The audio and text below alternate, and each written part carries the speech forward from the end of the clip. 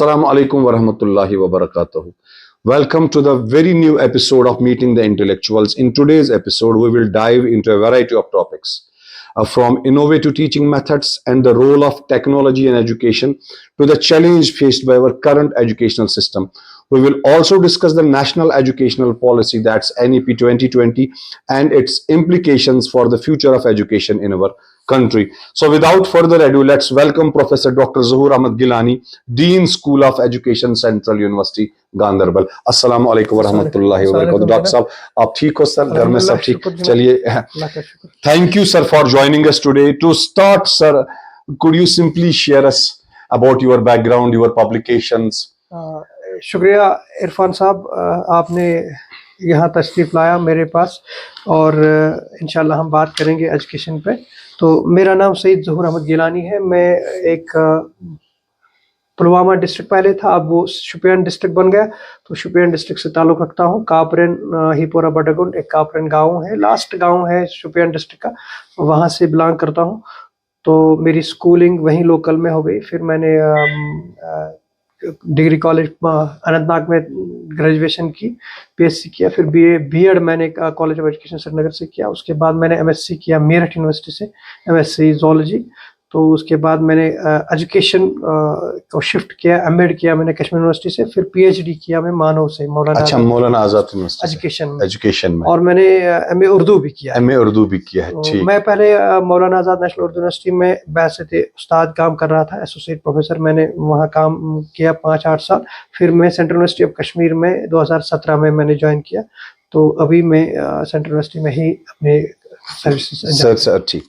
Doctor साहब, जहाँ तक सवाल है एजुकेशन का, तो एजुकेशन में हम देखते हैं रोज रोज नए इनोवेशंस होते हैं ताकि एकेडमिक स्टैंडर्ड जो है उनको उनकी अपलिफ्टमेंट के लिए नई नई पेडागोजीज इनका इजाद भी होता है, नए नए ट्रेनिंग कोर्सेज दिए जाते हैं टीचर्स को रोज रोज, ताकि एजुकेशन का मयार बेहतर से बेहतर हो जाए। तो सर, इसी सिलसिले में what new pedagogical approaches have you found to be the most effective in enhancing student engagement and learning outcomes? देखो इरफान साहब, आप देख रहे हैं कि हर चीज़ में तब्दीली ज़रूरी है, हर चीज़ में तब्दीली आती है। और जो हमारा टीचिंग लर्निंग का प्रोसेस है, पेडागोजी जिसको हम कहते हैं, इसमें भी तब्दीली आ गई। अब वो जो कन्वेंशनल टीचिंग लर्निंग होती थी, आपको पता है, पहले उस्ताद के पास बच्चे पढ़ते थे और वो एक लेक्चर देता था और बच्चा सुनता था पेशेंस से या कुछ नोट वोट डेवलप करता था। तो ऐसे ही काम, इंटरैक्टिव सेशन नहीं रहता था, वन वे ट्रैफिक होता था। टीचर ही सब कुछ, मेन रोल टीचर का ही होता था। लेकिन अब वक्त के साथ साथ तब्दीली आ गई, हर चीज में तब्दीली आ गई और पेडागोजी में भी तब्दीली आ गई। और आजकल टीचर को बड़ा होशियार रहना पड़ता है, उसको पेडागोजी पे नज़र होनी चाहिए। उसके जो मेथडोलॉजीज हैं, डिफरेंट टीचिंग स्ट्रेटजीज हैं, या जो खासकर आईसीटी का इंटरवेंशन है, इसमें आजकल आप देख रहे हैं कि टेक्नोलॉजी का बहुत बड़ा उस पर हम आएंगे डॉक्टर साहब। तो इसलिए टीचर को भी अपडेट करना पड़ता है, उसको मेथडोलॉजी अपनी अपडेट करनी पड़ती है। और नए नए मेथडोलॉजी जैसे प्रोजेक्ट बेस्ड मेथड है, या हम देखते हैं ब्रेनस्टॉर्मिंग सेशंस हम करते हैं, या प्रॉब्लम सॉल्विंग इश्यूज हैं, जैसे जो नई नई स्ट्रेटजीज है टीचिंग, वो अडॉप्ट करनी पड़ती है। तो तभी पॉसिबल है कि एक टीचर आजकल सर्वाइव करे, या बच्चे को जो एक्सपेक्टेशंस हैं वो उस पर खरा उतरे। ठीक। तो सर, आजकल हम देखते हैं कि टेक्नोलॉजी का जबरदस्त रोल होता है एजुकेशन में, जैसे अभी आप फरमा रहे थे, आईसीटी है या दूसरी चीजें हैं। कहां तक इसका एक असर रहता है हमारी एजुकेशन में? इसका पॉजिटिव इम्पैक्ट क्या है डॉक्टर साहब? देखो, हम किसी चीज को जो नया इजाद होता है, नई चीज आती है दुनिया में, इसको पहले अगर आपको याद है, जब मोबाइल आ गए तो एजुकेशन डिपार्टमेंट ने, मिनिस्ट्री, तब स्टेट गवर्नमेंट यहाँ थी, तो स्टेट गवर्नमेंट के एक मिनिस्टर थे पीरज़ादा मोहम्मद से, मुझे याद है अब भी, उन्होंने कहा कि नहीं, हम बैन लगा देंगे, we will ban mobiles on campuses, या स्कूलों में हम मोबाइल को बैन करें। देखो, ऐसी चीज़ों को बैन नहीं किया जा सकता है, और ये बैन चलती नहीं, क्योंकि जब कोई चीज़, जब टेक्नोलॉजी हमारे जिंदगी में आ गई, हमारे घरों में आ गई, हर चीज टेक्नोलॉजी ड्रिवन है। बिल्कुल। तो ऐसे पॉसिबल नहीं है इसको बैन करके हम चले, वो तो पॉसिबल नहीं है। वो भी तब भी गलत डिसीजन था। अभी भी हम नहीं कर सकते कि हम मोबाइल को बैन करें। कैसे बैन करें? अब देखो, मेरे घर में फैमिली मेंबर 5 हैं, तो मोबाइल तो 6-7 होंगे, 6-7 होंगे, 10 भी हो सकते हैं। तो कैसे बंद करें? जब घर पे हम बंद नहीं कर सकते, जब अपने बच्चे को घर पे जाते हैं तो वो बच्चे मोबाइल चलाता है, तो हाउ डू यू एक्सपेक्ट कि स्कूल के बच्चे को आप उससे अलग कर देंगे? नहीं कर सकते। इसलिए हमें क्या करना चाहिए, हमारा इस टाइम रोल उस्ताद का बढ़ गया, जिम्मेदारी इसकी बढ़ गई, इसकी रिस्पॉन्सिबिलिटी बढ़ गई। इसको पता होना चाहिए कि मैं कैसे मोबाइल को पेडागोजी में इस्तेमाल करूं, मैं इसको कैसे पॉजिटिवली इस्तेमाल करूं, कैसे बच्चा इसे लर्निंग में इस्तेमाल करे। तो देखो ये मोबाइल जो है ना, आपको बताऊं, ये एक मैं समझता हूं, मैं तो इसको अलादीन का चिराग कहता हूं। आप बताएंगे क्यों? देखो इसमें राइटिंग स्किल, आप राइटिंग स्किल भी बढ़ा सकते हैं बच्चे का, इसमें आप लिसनिंग स्किल भी बढ़ा सकते हैं, इसमें लैंग्वेज की अगर हम बात करें, अगर लैंग्वेज पढ़ाना चाहते हैं तो ये लैंग्वेज के लिए एक बहुत बड़ा अच्छा बून साबित हो सकता है, टीचिंग एड बन सकता है। लेकिन अगर एक टीचर को मालूम है, देखो अगर इसको वो बताए कि आप अपना रिकॉर्ड कर लो, अपनी जो आपका कोई लेसन है उस लेसन को अपने मोबाइल पे रिकॉर्ड कर दो, फिर सुनो, फिर देखो कहाँ रिपीट करो। और मोबाइल में क्या फैसिलिटी है ये देखो, पहले हमें टाइप रिकॉर्डर होता था, उसमें एक बड़ा इंस्ट्रूमेंट होता था, फिर उसको कैसेट डालते, महंगे पड़ते थे। आजकल ना कैसेट ही चाहिए, ना टाइप रिकॉर्डर ही चाहिए, मोबाइल है, ये आपका रिकॉर्डर काम करता है। रिकॉर्डर अच्छा नहीं, डिलीट कर दो, 10 बार डिलीट कर दो, 12 बार डिलीट कर दो, तो आप फिर भी स्पेस, या जो चीज बार बार देख सकते हो, आप देख सकते हैं, इंप्रूव कर सकते हैं, आप अपनी लैंग्वेज इंप्रूव। डॉक्टर साहब यहाँ पर एक क्वेश्चन, बिल्कुल बहुत अच्छी बात है, आपने अपनी बातों में ये भी कहा कि लेकिन हमने इस मोबाइल को पॉजिटिव अंदाज में चलाना है, एक्सेस इसका यूज नहीं करना है। पेरेंट्स पर ये जिम्मेदारी आयद होती है कि वो नजर रखे अपने बच्चों पर। अगर मोबाइल का इस्तेमाल पढ़ाई तक सीमित रहता है, लिमिटेड रहता है, तब ठीक है, लेकिन उसके बगैर आपको पता है डॉक्टर साहब, खुद ही आप जानते हो कि ये दूसरे दरवाजे भी खोलता है मोबाइल। देखो इरफान साहब, मैं आपको बता दूं, हर चीज के दो एस्पेक्ट्स होते हैं। हाँ, एक पॉजिटिव एक नेगेटिव। कोई भी चीज, आपके पास पैसा है, अगर आप बच्चे को पैसा सही से इस्तेमाल करना नहीं सिखाओगे तो वो पैसा उसको बर्बाद करता है, बर्बाद कर देगा। हालांकि पैसा कोई ऐसी चीज नहीं है कि जो खुद से बर्बाद करे, ये हमारे इस्तेमाल। आपका वक्त है, आपके पास वक्त है, अगर आप अपने बच्चे को वक्त को सही से इस्तेमाल करना नहीं सिखाओगे तो वक्त भी उसको बर्बाद करता है, वक्त भी इसको बर्बाद करता है, गलत चीजों में वो वक्त इस्तेमाल। बिल्कुल बिल्कुल। इसी तरह हर चीज, अब देखो इलेक्ट्रिसिटी है, इलेक्ट्रिसिटी जब आई तो इलेक्ट्रिसिटी के बगैर तो आजकल कोई चीज चलेगी, गुजारा ही नहीं, पॉसिबल नहीं। और कोई नहीं बोलता है कि इसके नेगेटिव इम्पैक्ट्स हैं, हालांकि नेगेटिव अल्लाह बचाए, कोई इलेक्ट्रिसिटी में लगता है फैटल एक्सीडेंट्स होते हैं, मर जाते हैं, लेकिन इसका मतलब है इलेक्ट्रिसिटी बंद करेंगे? नहीं करेंगे। नहीं कर सकते। इसी तरह मोबाइल जो है इसको बंद नहीं किया जा सकता, अलबत्ता एक उस्ताद को सीखना है कि कैसे वो इस मोबाइल को मोबाइल लर्निंग में तब्दील करें। हमारे पास एक अब नया कंसेप्ट है मोबाइल लर्निंग। लर्निंग में कैसे, मैं देखो एक स्कूल में अगर एक टीचर मोबाइल बच्चे को बोले कि इस्तेमाल करो, जाओ जो इर्द गिर्द में आपके जो जानवर हैं, जो उड़ने वाले जानवर हैं, उनकी एक फोटो वीडियो बना के लाओ और फिर उनकी आवाजें भी कैच करो। अब देखो वो पूरा टाइम जो लेजर टाइम है उसका वो मोबाइल को इस्तेमाल करेगा, लेकिन पॉजिटिव के लिए इस्तेमाल करेगा। Learn about the birds around his vicinity, या नेचर को समझने की कोशिश उससे हो जाएगी। बहुत सारे चीजों में। डॉक्टर साहब, इससे एक और क्वेश्चन मेरे दिमाग में आता है जो कि मैंने इस सेट ऑफ क्वेश्चंस में नहीं लिखा था, लेकिन एक सवाल इससे ये भी उभरता है कि आजकल फिर टीचर को कितना कॉशियस रहना पड़ेगा इस सेंस में कि आप कोई चीज बोर्ड पे दिखा रहे हो, आपने कुछ कोई क्वेश्चन किसी बच्चे ने पूछा, थोड़ी सी गलती आप हो गई, बच्चा पीछे से गूगल में देखेगा सर आप गलत पढ़ा रहे हो, तो यानी कि टीचर की अपनी इज्जत और अपनी नॉलेज भी इसे स्टेक पर होती है। तो क्या करना चाहिए टीचर्स को? आप सही बोल रहे हैं। देखो हमेशा मुझे लगता है कि मेरे हिसाब से टीचर को गलती करने का स्कोप ही नहीं है। और आज खासकर आज के दौर में आप बच्चे को गलत चीज नहीं सिखा सकते, चाहे अगर आपको पता है कि बच्चे को मालूम है, उसको ना भी मालूम है तो भी गलत नहीं सिखा सकते। हमारे पास बहुत सारी प्रॉब्लम है, कुछ टीचर है अभी भी हमारे टीचर कम्युनिटी में ऐसे टीचर हैं जो नहीं पढ़ते, अपडेट अपने आप को नहीं करते। This is very unfortunate on our part की कश्मीर में खासकर। मैं आपको यहाँ अपनी वैली की बात ही करेंगे, अपने मिजाज की बात कर रहा हूँ कि जब हम जॉब करते हैं, जब हमें जॉब मिलती है, खासकर गवर्नमेंट जॉब, प्राइवेट जॉब तो नहीं है, प्राइवेट जॉब में तो आपको बहुत मेहनत करनी पड़ती है, वहां चलता नहीं, अकाउंटेबिलिटी ज्यादा होती है, वहां आपको निकाल देंगे क्योंकि वहां उनको ज्यादा रिजल्ट चाहिए नहीं होते। तो यहाँ गवर्नमेंट में जब कोई जॉब करता, कोई भी, चाहे वो इंजीनियर हो, डॉक्टर हो, टीचर हो, वो जब जॉब करता है वो करते कि बस अब मेरी पढ़ाई बंद हो गई, अब वो मुझे पढ़ाने की क्या जरूरत है, जॉब मिल गई। लेकिन मैं समझता हूं कि जब आपको जॉब मिलती है तो तब आपको पढ़ना शुरू करना चाहिए। जो आपकी जो डिग्री पीछे है वो आपको इसमें एंट्री के लिए होती है, बिल्कुल। लेकिन जब आपको जॉब करनी है तो उस प्रोफेशन को लर्न करने के लिए अब शुरू करना है, शुरू करना है, क्योंकि एक्सपीरियंस से ही आपको पता चलता है। जब आप स्टूडेंट्स को फेस करोगे तब पता चलेगा मुझे किन स्टूडेंट्स को फेस करना है। तो आप कह रहे हैं कि अभी गूगल, तभी तो मैं कह रहा हूं कि बैन हम नहीं कर सकते, क्योंकि ये जैसे मैंने पहले कहा कि अलादीन का चिराग, हर चीज का इसमें सोल्यूशन है। आप देखो कोई भी ट्रीटमेंट, किसी भी डिजीज का ट्रीटमेंट, इसमें 10 ट्रीटमेंट निकलते हैं, आप देख सकते हैं कौन सा बेहतर है, और उसमें रेटिंग भी होती है फिर कि ये ट्रीटमेंट इस्तेमाल करने से इसका सक्सेस रेट क्या है, इसमें फेलियर रेट क्या है, सारी चीजें रिव्यूज होते हैं, क्या क्या नहीं होता है इसमें, क्या क्या नहीं। आपको गाड़ी खरीदनी है तो आप देखो 10 15 20 नहीं, 50 नहीं, साहब नहीं, लाखों में आपको रिव्यू मिलेंगे। इसलिए ये बेहतरीन गैजेट है जिसको हम पॉजिटिवली इस्तेमाल कर सकते हैं, और टीचर का काम दिन ब दिन कॉम्प्लेक्स होता जा रहा है, ये आसान नहीं हो रहा। अब टीचर बनना, अब टीचर को सर्वाइव करना मुश्किल है, क्योंकि आपको देखो आजकल के जमाने में हमारे पास कोर्सेज हैं, ऑनलाइन कोर्सेज हैं, यूट्यूब पे अवेलेबल चीजें हैं, या जो भी मूक्स का नया एक कंसेप्ट है जिसमें thousands and thousands of courses available है, और बच्चा आप उसमें ऑनलाइन अप्लाई कर सकता है। तो टीचर को फेस टू फेस लेने की जरूरत ही नहीं है। इसलिए अगर टीचर को लाइव रहना है, जिंदा रहना है, अपने आप को रिलेट करना है, रेलेवेंट रखना है, समाज में अपने आप को बनाना है कि मैं टीचर हूं, मेरी जरूरत है, तब उसको अपडेट करना पड़ेगा, तब उसको आईसीटी के गैजेट्स के बारे में सीखना पड़ेगा।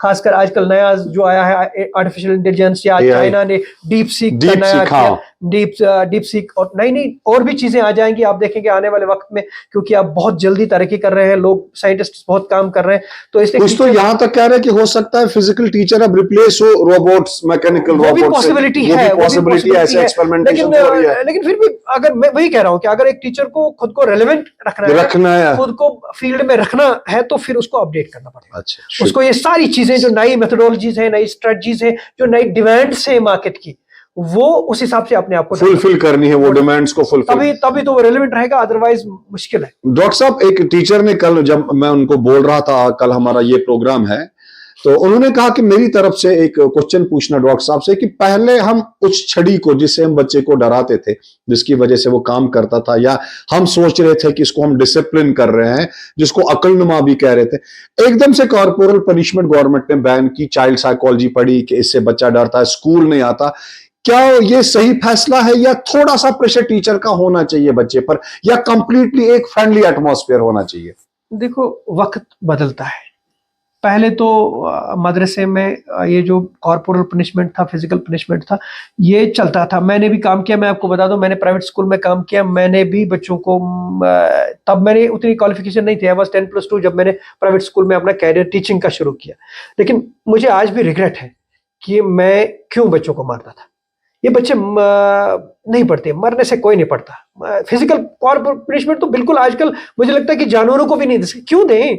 क्यों? कि भाई वो तो उनकी तो अपनी बॉडी है, फिजिक है, और बॉडी जो है ये मारने के लिए नहीं है। बिल्कुल, ये हर चीज का अपना एक रेस्पेक्ट होता है, हमें रेस्पेक्ट करना है, फिजिकल बॉडी ऑफ चाइल्ड को रेस्पेक्ट करना है। तो कार छड़ी तो बिल्कुल सवाल ही नहीं है, अब तो वो कंसेप्ट ही नहीं, वो हम सोच भी नहीं सकते कि, और मुझे लगता है कभी भी जरूरत नहीं उसकी पड़ती है। लेकिन सब्जेक्ट के आपके पास वो टेक्निक्स हों, वो गुण हों उस्ताद होने के, आपको अपनी बात बच्चे को समझाने में, अगर आप ऐसी बात करें कि बच्चा इंटरेस्ट ले, वो समझे, तो मुझे लगता है इसमें सिटी का कोई रोल नहीं, देयर इज नो रोल। अच्छा, तो उसका स्कोप ही नहीं है। तो फ्रेंडली एटमॉस्फेयर जो एक टीचर और बच्चे के बीच में होता है, थोड़ा सा बैरियर होना चाहिए, एक लगना चाहिए।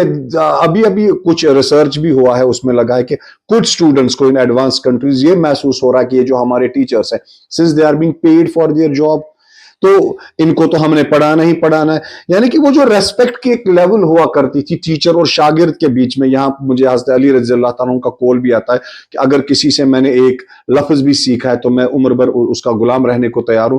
क्या आपको लगता है डॉक्टर साहब, पिछले दौर में जो इज्जत टीचर की हुआ करती थी आज वही है, या अगर नहीं है तो उसके हम खुद जिम्मेवार है? इसमें देखो with with passage of time जब वक्त आगे बढ़ता है तो फिर डाइल्यूशन आता है हर चीज में अपनी। ये इवोल्यूशन का ये प्रोसेस चल रहा है, लाइफ का एक सिस्टम है। जैसे हम कहते हैं कि अभी कयामत आएगी तो फिर जो वैल्यूज हैं वो जो पूरे डाइल्यूट हो जाएंगे, फिर कयामत आएगी। इसका मतलब है कि डाइल्यूशन चल रहा है, ये इवोल्यूशनरी प्रोसेस है, ये होता रहेगा। इसमें हम कितना भी कंट्रोल करें नहीं होगा पहले। लेकिन हम देखते हैं, मैं आपको बता दूं, आप ये कॉर्पोरल पनिशमेंट का मैं एक फिर से कहता हूं कि एक थोड़ा सा फेयर होना चाहिए। इंसान की जो फितरत है, जो बनावट है, वो ऐसी है, इसकी साइकोलॉजी में थोड़ा सा फेयर जरूरी है। क्योंकि आप देख रहे हैं कि ऊपर वाले ने हमें बनाया, हर एक इंसान को तो ऊपर वाले ने बनाया। तो अगर वो जहन्नम का फेयर नहीं रखता, हेल फेयर जो है ना, वो सबको है। हो सकता है कि शायद ये जो सिस्टम है, ये जो दुनिया चल रही है, ये ऐसे नहीं होती, बैलेंस नहीं होती। ये जरूर तभी इंसान का जो दिमाग है, इसको थोड़ा सा फेयर भी चाहिए, थोड़ा सा। लेकिन ऐसा नहीं कि हम फेयर पे ही काम करें। बिल्कुल, वो पॉजिटिव रेनफोर्समेंट और नेगेटिव रेनफोर्समेंट भी जरूरी है। हाँ, यहाँ पर मैं देखने वालों के लिए एक चीज बोलना जरूरी समझता हूं कि हम किसी भी चीज को एडवोकेट नहीं कर रहे हैं। हमारी बातों से ये बिल्कुल भी मतलब अक्स न किया जाए कि हम कॉर्पोरल पनिशमेंट को एडवोकेट कर रहे हैं या किसी और चीज को एडवोकेट कर रहे हैं। हम यहाँ पर ये जानना चाहते हैं, इसके पीछे बच्चों की जो साइकोलॉजी है वो जानना चाहते हैं, उसको थोड़ा सा डिग आउट करने की कोशिश कर रहे हैं। तो डॉक्टर साहब, थोड़ी सी और वजाहत में चाहूंगा कि जो मैं कह रहा था कि ये जो बैरियर है टीचर और इसका, वो थोड़ा सा बिगड़ रहा है, वो बैलेंस थोड़ी सी बिगड़ रही है। वो जो मकाम उस्ताद का था, आजकल ये आम सी शिकायत है कि टीचर उस्ताद का वो मकाम नहीं है सोसाइटी में, जिसके लिए वो जिसके वो एक्चुअली हकदार है। देखो, उसके लिए एक यही नहीं, उस्ताद का विकार ही नहीं, बल्कि आप देखें हर जगह जो पहले वैल्यूज हुआ करते थे, वो वैल्यूज अब नहीं रहे सोसाइटी में भी। आप देख रहे हैं कि सिर्फ उस्ताद को ही नहीं, बल्कि बच्चे माँ बाप गाँव में रहते थे या माँ बाप के साथ वो रिस्पेक्ट नहीं होते थे। देखो, बच्चा अगर मुझे याद है कि मैं अपने पेरेंट्स के साथ सामने टांगे फैला के नहीं बैठता था, लेकिन मेरे बच्चे बैठते हैं। मेरे बच्चे कहते हैं कि नहीं, हमें तो कंफर्ट चाहिए ना, ये कोई इसमें कोई ये तो डाइल्यूशन हर चीज में। इसी तरह ये रेस्पेक्ट जो है ना टीचर का, ऐसा नहीं है। मुझे नहीं लगता कि जो उस्ताद आज भी है, जो वाकई उस्ताद हो, जिसके पास, मैं समझता हूँ कि जिसके पास सब्जेक्ट पे नजर हो, जिसको मेथडोलॉजी अच्छी हो, जो बच्चों को सच में रियल सेंस में सिंसियरिटी के साथ पढ़ाता हो, उसके लिए बच्चों के लिए बहुत रिस्पेक्ट होता है, बहुत ज्यादा रिस्पेक्ट होता है। मुझे लगता है उसमें कमी नहीं पड़ी। लेकिन कहीं मुझे लग रहा है कि अब उस्ताद भी कुछ ऐसे इसमें डाइल्यूशन आ गए कि सारे अब कोई काम नहीं तो चलो पढ़ाना शुरू कर दे। उसमें प्रॉब्लम हो गई है। देखिए, हमारे मैं हालांकि मैंने RET 3 साल काम किया है, लेकिन मुझे लगता है कि अपॉइंटमेंट ऑफ टीचर्स तो मेरिट पे होना चाहिए। इसको the best of the cream जो है सोसाइटी की, वो टीचर बननी चाहिए। ऐसा नहीं है कि भाई आप वो ज्योग्राफिकल बैरियर को क्वालिफिकेशन बनाओ। तो ऐसे में एक्सपेक्ट कैसे करोगे आपको क्वालिटी टीचर मिलेंगे? और अगर क्वालिटी टीचर मिलेंगे तो मुझे नहीं लगता उनके रेस्पेक्ट में कोई कमी हो। उनके रेस्पेक्ट में कोई कमी। अच्छा डॉक्टर साहब, हाल ही में आपने देखा होगा कि काफी एक पैराडाइम शिफ्ट सा हो गया है ट्रेडिशनल टीचिंग और आज जो हम इनोवेशंस हमारी है। किस किस चीज ने डॉक्टर साहब आपको मुतासिर किया है कि हाँ, ये जो नई चीजें, नई मेथोडोलॉजी, नई पेडागोजीज जो हम अब इस्तेमाल करते हैं अपने क्लासरूम्स में, ये बेहतर है? देखो इरफान साहब, आप देखते हैं कि आजकल वक्त की डिमांड्स चेंज हो गई। चेंज हर जो नया जमाना है आजकल, आर्टिफिशियल इंटेलिजेंस का जमाना है, ICT का बहुत बड़ा योगदान है लाइफ में।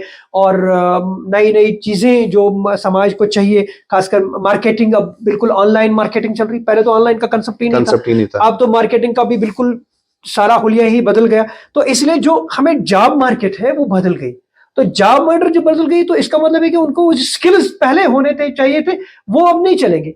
वो नेचुरल सी बात है, जब सिस्टम ही बदल गया तो जो हमारे स्टूडेंट्स हैं उनकी जो स्किल्स हैं वो अब पुराने स्किल्स नहीं चलेंगे, नए चाहिए। बिल्कुल। तभी हम कहते हैं कि स्किल एजुकेशन पे ध्यान देना चाहिए, चाहे हम देखते हैं कि टेक्नोलॉजिकल या एक्सपीरियंशियल लर्निंग पे ध्यान देना चाहिए। इसलिए टीचर को अब बिल्कुल अपने आप को अपडेट करना है, नई टीचिंग स्ट्रेटजीज अपनानी है, प्रॉब्लम सॉल्विंग जैसे, या प्रोजेक्ट बेस्ड या इन एक्सपीरियंशियल बेस्ड, तो वो सारी चीजें इम्बाइब करनी है। वो मैं कहता हूँ कि इसमें एक कहीं शायद कोठारी कमीशन ने लिखा था कि we should bring, Ishwar Bhai committee ने कहा, साइंटिफिक वो रिकमेंडेशंस दी थी उन्हें कहा we should bring life into the classroom. Life into the classroom. देखो, इनटू द क्लासरूम मींस, इसका मतलब है कि क्लासरूम एक लाइव एग्जांपल एक्सपीरियंशियल लर्निंग का बनना चाहिए स्टेज, ये नहीं कि हम बच्चे को क्लासरूम में ब्लैक बोर्ड पे लिखें 4 चीजें या उसको डिक्टेशन दे, नहीं, बल्कि अगर हमें कोई चीज डिक्टेट करनी है, डेमोन्स्ट्रेट करनी है, तो वो सारी चीजें सामने रखनी है और बच्चे को वो चीजें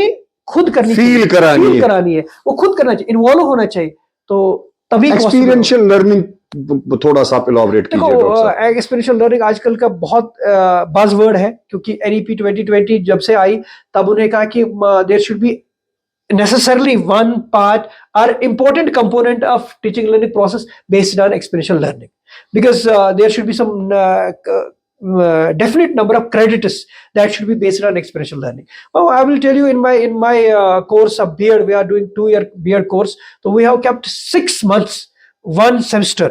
We have a total of 4 semesters, and one full semester we have kept for experiential learning, because unless we will not have experiential learning, the course or the degree will be incomplete, because during experiential learning you are कहते हैं ना कि वो the wearer knows the best why the show pinches. Unless you go to the field, you see what are the difficulties, what is the criteria, what is the material you are teaching. the school में देखें कि बच्चे किस level के हैं, उनको क्या चाहिए, तो जब तक वो एक्सपीरियंस ना करें, जब तक आप जाए ना, फर्स्ट टाइम एक्सपीरियंस ना हो, तब तक मुझे लगता है मुश्किल है कि आप पेडागोजी सीखें या टेक्टिक्स टूल सीखें या जो भी स्किल्स है आपके टीचिंग के, वो जब तक आप एक्सपेरिमेंट नहीं करेंगे अपने हाथ फर्स्ट हैंड एक्सपीरियंस से, तब तक तो पॉसिबल नहीं है। इसलिए एक्सपीरियंशियल लर्निंग तो अब इनएविटेबल है, बहुत इंपॉर्टेंट। बहुत अच्छा डॉक्टर साहब, हम मदर टंग पर आते हैं। आजकल फोकस है हम दूसरी लैंग्वेज जो न्यू फॉरेन लैंग्वेजेस हम उनको ज्यादा अडॉप्ट करते हैं। फॉर एग्जांपल आजकल बच्चों को अगर वो अंग्रेजी ना बोले, अपनी कश्मीरी लैंग्वेज में बात करना थोड़ी सी उनको शर्म की बात सी लग रही है। हम बच्चे को मतलब जब से वो पैदा होता तब से इंग्लिश या उर्दू में ही बात कराना सिखाते हैं। तो जब बच्चा स्कूल में दाखिल होता है, मदर टंग का कितना इम्पैक्ट है उसको, इनिशियल जो उसकी ब्लूमिंग होती है, जो उसकी इनिशियल ग्रोथ होती है चीजों को समझने में, एडुकेट लर्निंग में, या थोड़ा सा डिफरेंशिएट करने में, नेचर को समझने में, फिर थोड़ा सा सिलेबस को अंडरस्टैंड करने में, किस लेवल तक आप समझते हैं कि मदर टंग का इम्पैक्ट होना चाहिए? इरफान साहब, आपने बहुत अच्छा सवाल किया। तो हमारा यहाँ खासकर ये पूरे साउथ एशियन कंट्रीज में जो है ये सबको प्रॉब्लम है। हम एक कम्प्लेक्स से गुजर रहे हैं, उसके शिकार। कम्प्लेक्स है इंफीरियरिटी कम्प्लेक्स।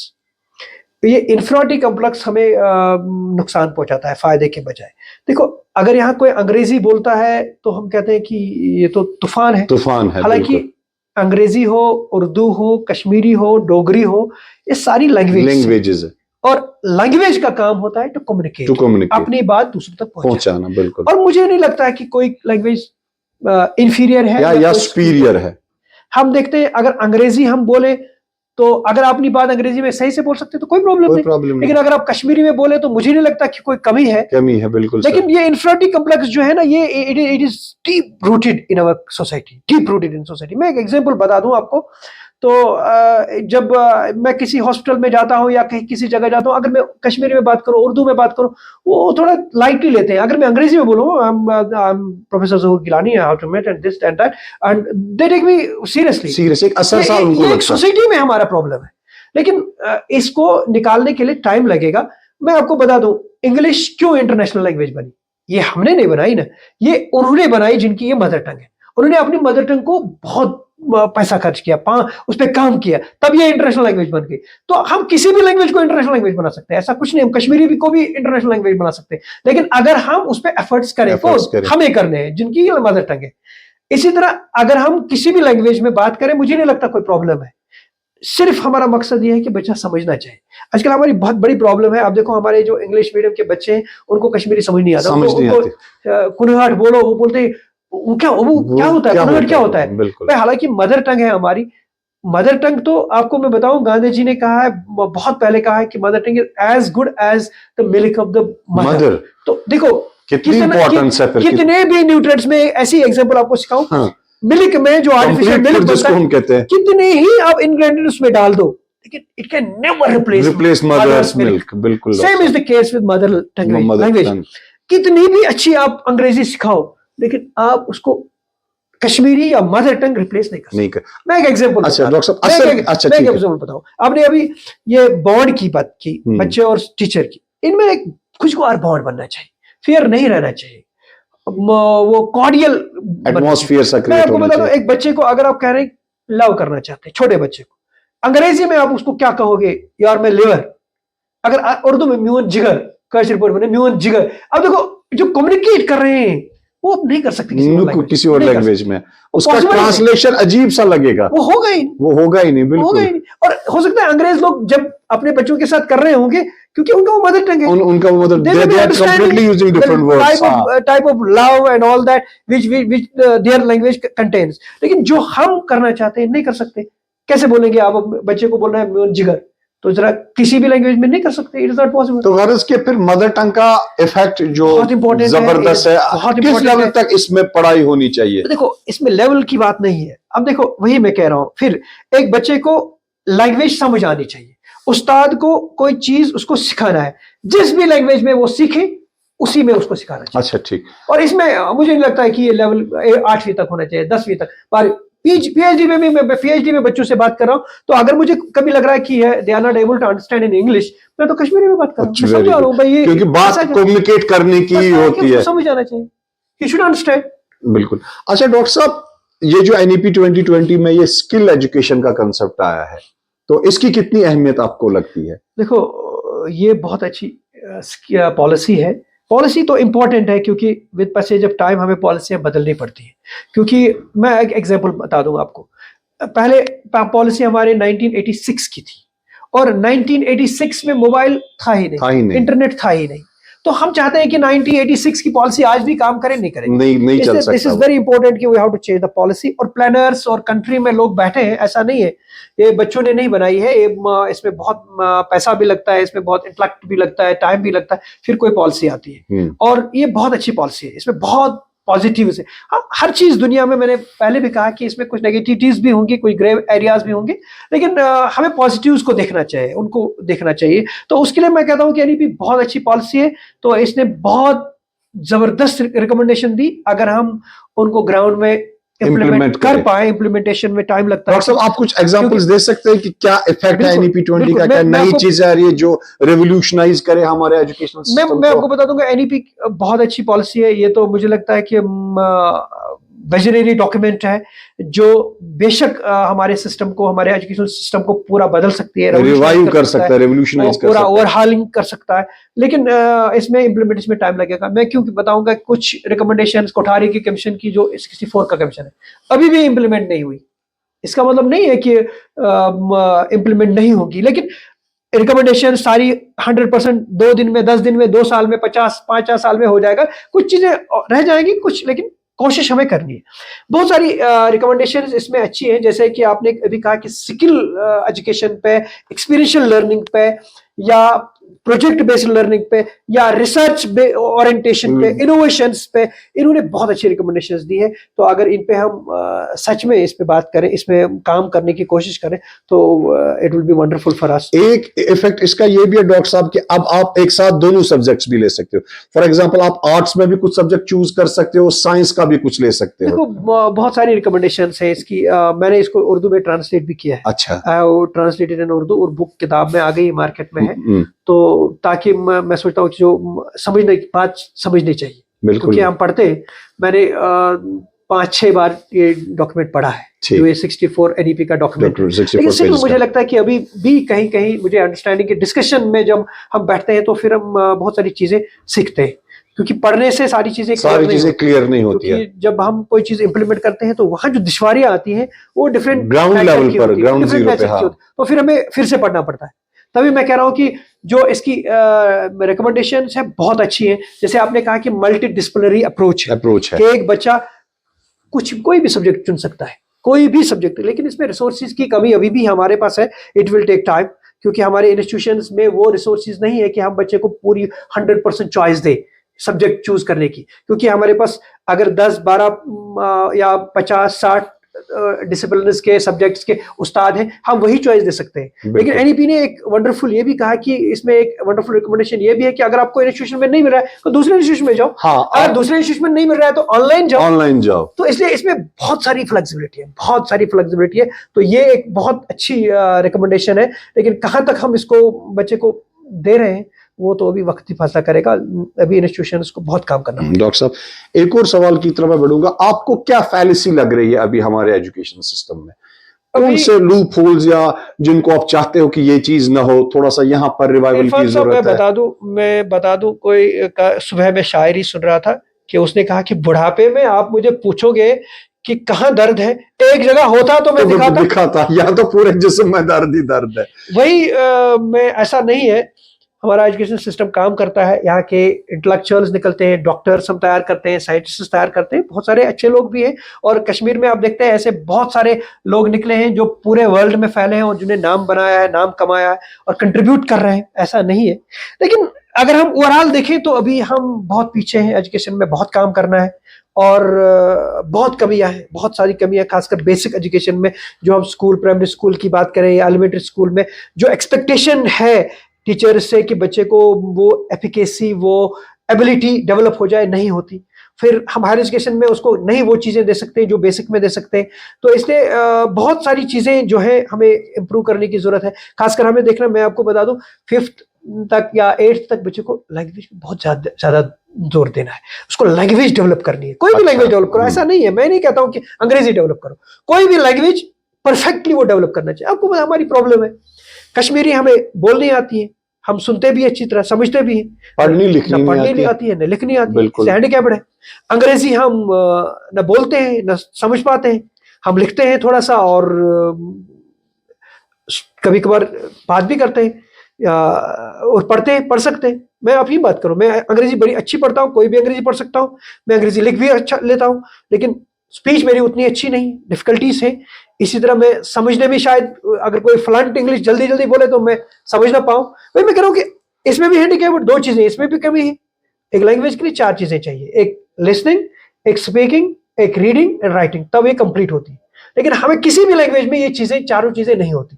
कोई भी लैंग्वेज डेवलप करो, कश्मीरी भी अच्छी लैंग्वेज है, आप इसमें भी तरक्की कर सकते हो, उर्दू भी अच्छी है, हिंदी भी अच्छी है, कोई भी लैंग्वेज कोई कमजोर और वीक नहीं या स्ट्रांग नहीं होती। हर एक लैंग्वेज कम्युनिकेशन का काम करती है। तो अगर कोई भी लैंग्वेज आप अच्छे से सीखे प्राइमरी एलिमेंट्री एजुकेशन में, तो मुझे लगता है कि आगे बहुत काम आता है। हाँ डॉक्टर साहब, मैंने भी ये देखा कि पहले जब हमारे दौर में एसएसटी हुआ करता था, हिस्ट्री वगैरह, ये काफी बोरिंग लगता था हमको, लेकिन आज के टीचर्स माशाल्लाह इसको भी नई नई पेडागोजीज और इनोवेटिव मेथड से इतना इंटरेस्टिंग इसको भी बनाते हैं। तो एक पॉजिटिव चेंज हम ग्राउंड में देखते हैं, हमारे स्कूल्स में काफी चीजें अच्छी आ रही है। मैं इरफान साहब आपको बता दूं, मैंने काम किया, हर जगह काम किया। मैंने प्राइमरी स्कूल में भी काम किया, मैंने केजी में भी पढ़ाया बच्चों को। मैं एक प्राइवेट स्कूल में काम करता था, मैं सुबह 10 बजे से 1 बजे एक ही क्लास लेता। एक अच्छा, तो पूरे 1 साल मैंने ये काम किया, ऐसा नहीं है। तो फिर मैंने एलिमेंट्री स्कूल में भी पढ़ाया, प्राइमरी स्कूल में भी पढ़ाया, सेकेंडरी स्कूल में भी पढ़ाया, हायर सेकेंडरी में भी पढ़ाया, कॉलेज में भी पढ़ाया, अब मैं यूनिवर्सिटी में पढ़ा रहे हैं। इसलिए मुझे सारी एक्सपीरियंस है। मैं आपको बता दूं, हमारे स्कूल लेवल पे एक उस्तादों की ट्रेनिंग बहुत जरूरी है, बहुत ज्यादा, और रेगुलर ट्रेनिंग होनी चाहिए। हर 6 महीने के बाद उनको ट्रेनिंग मिलनी चाहिए, क्योंकि नई चीजें आती हैं जो हम टीचर्स को अपडेट कराना जरूरी है। मैं आपको बता दूं, हमने हर सब्जेक्ट को लैंग्वेज बनाया है। मैं देखो, साइंस हम जो पढ़ते हैं, मैंने जो पढ़ा है, तो साइंस की किताब टीचर लाता था, स्कूल में क्लास में पढ़ाता था, डू दिस एक्टिविटी, और वो बोलता था पढ़ो, डू दिस एक्टिविटी।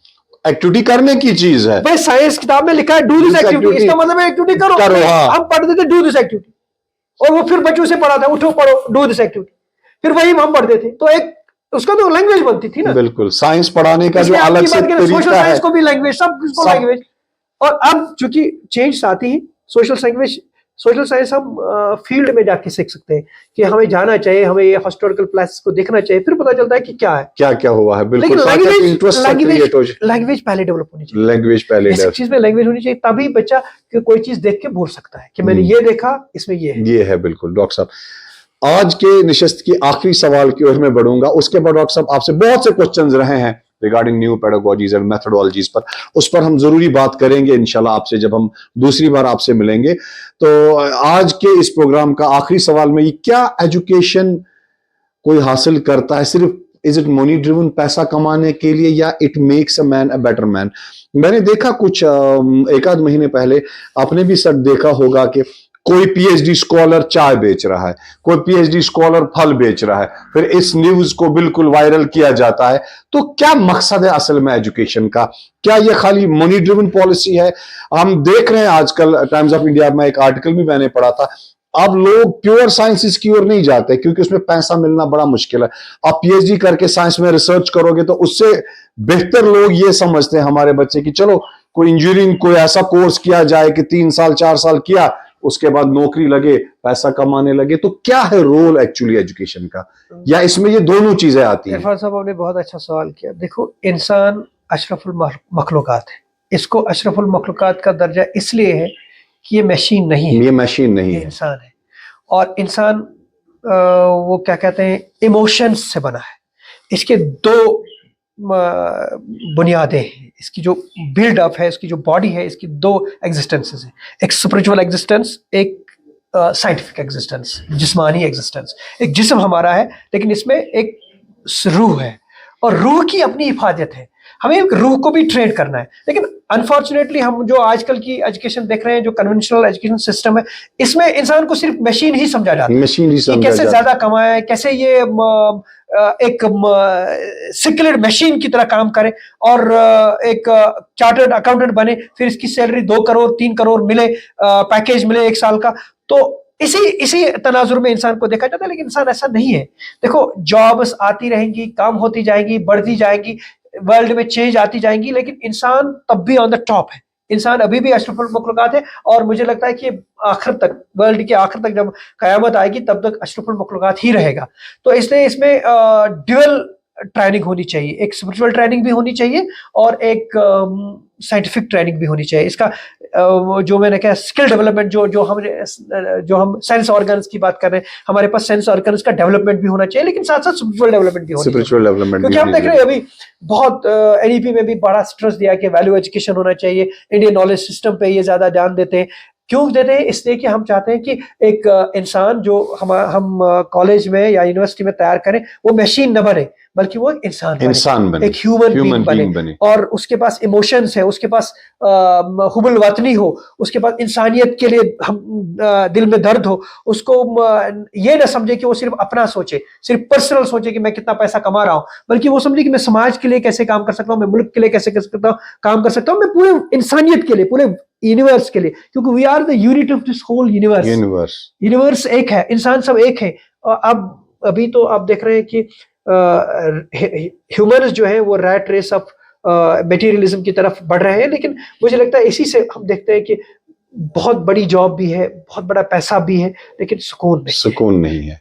तालीम का मकसद ये है कि आप अपने आप को समझें, आप अपने क्रिएटर को समझें, आप जो दिन गुजारे सुकून से गुजारे, आप अपने ही लिए नहीं बल्कि दूसरों के लिए भी सुकून का बायस बने। शुक्रिया, thank you very much doctor साहब। इंशाल्लाह फिर आपसे मुलाकात होगी। अस्सलाम वालेकुम। शुक्रिया इरफान साहब।